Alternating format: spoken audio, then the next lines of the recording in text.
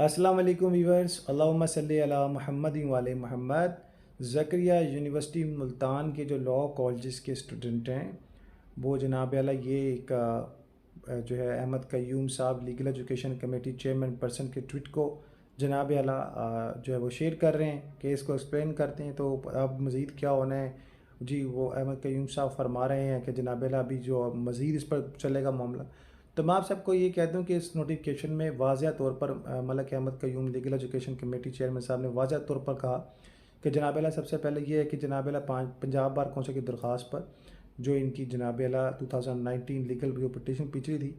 اس کے اوپر ورک کیا گیا، کورٹ نے سنوائی کی، کنسٹیٹیوشن بینچ نے سنا، جس میں سب سے زیادہ بڑا کام تھا کہ 4 سالہ LLB کا انٹیک کرنا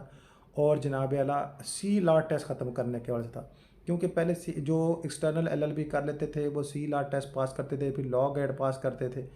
ان کے لیے مصیبت بنا ہوا تھا، تو فضول کا جو ٹائم ضائع کرنے سے بہتر تھا کہ سی لا ختم کرنا، وہ ختم ہوا۔ اس کے بعد جناب جو ایلیجیبلٹی جو ریکوائرمنٹس تھیں جناب اعلیٰ for head of law department کے لیے، اس میں کچھ آسانیاں کچھ تھوڑی سی انہوں نے رکھا ہے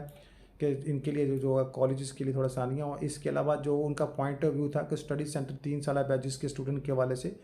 جو ڈس ایفیلیٹڈ لا کالجز کے اسٹوڈنٹ ہیں ان کو فنکشنل کیا جائے، ان کے حوالے سے معاملات کو اپنی شکل دی جائے۔ باقی دیگر پوائنٹ آف ویو سبھی نے سنا جو انہوں نے کہا۔ بہرحال کی انڈرٹیکنگ پر جناب سارے معاملات سامنے ہوئے تو ان تمام کالجز کے اسٹوڈنٹس کو فنکشنل کرنے کے حوالے سے آرڈر بھی جاری کیے گئے،